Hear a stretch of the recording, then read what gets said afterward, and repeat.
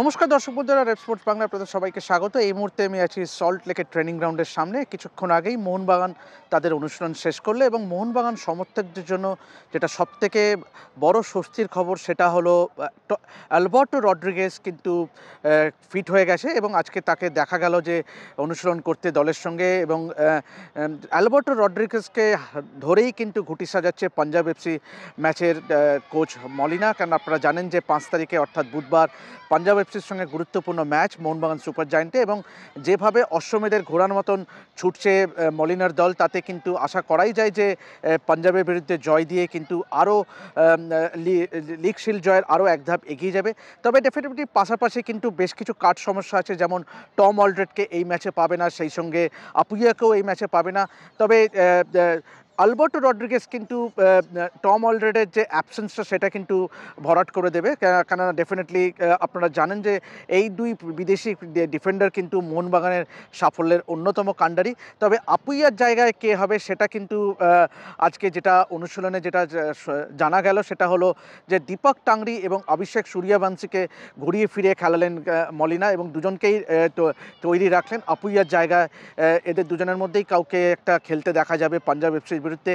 এবং অবশ্যই বাকি কিন্তু দল নিয়ে কোনো চিন্তা নেই, চোটাঘাত সমস্যাও নেই।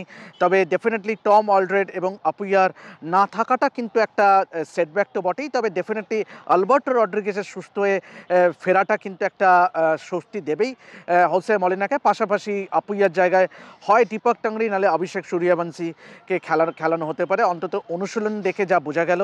তবে ডেফিনেটলি মোহনবাগান এই মুহূর্তে 19টি ম্যাচ খেলে 43 পয়েন্ট, এবং স্বাভাবিকভাবেই কিন্তু আর আর সামনের 2-3টে ম্যাচ যদি জিততে পারে তো ডেফিনেটলি কার্যত লিগ শিল্ড, মানে এখনই বলা যায় যে লিগ শিল্ড জয়ের ব্যাপারে এক কদম এগিয়ে আছে মোহনবাগান সুপার জায়েন্ট। এবং পাঞ্জাব এফসি ম্যাচটা জিতলে কিন্তু স্মরণ করা যেতে পারে এই পাঞ্জাব এফসির বিরুদ্ধেই কিন্তু বেগ পেতে হয়েছিল মোহনবাগান সুপার জায়েন্টসকে। যখন অ্যাওয়ে ম্যাচটা খেলতে গেছিলো পাঞ্জাব কিন্তু 1 গোলে এগিয়ে গেছিলো, কিন্তু অ্যালবার্টো রড্রিগেজ কিন্তু ওই ম্যাচে 2 গোল করেছিলেন এবং জেমি ম্যাকলারেন 1টি গোল করেছিলেন। সেই অ্যালবার্টো রড্রিগেজকে কিন্তু এই ম্যাচে পাবে, যেটা একটা বড় স্বস্তি মোহনবাগান শিবিরের জন্য।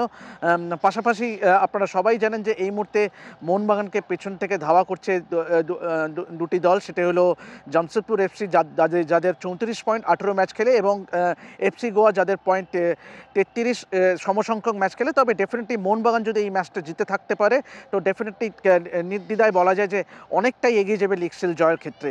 তো এভাবেই দেখতে থাকুন রেড স্পোর্টস বাংলা, এবং যাবতীয় ফুটবলের আপডেট পেতে গেলে অবশ্যই চোখ রাখুন রেড স্পোর্টস বাংলার পর্দায়। আমি দেবাশিস আপাতত সাইন অফ করছি সল্ট লেক প্র্যাকটিস গ্রাউন্ড থেকে। ধন্যবাদ।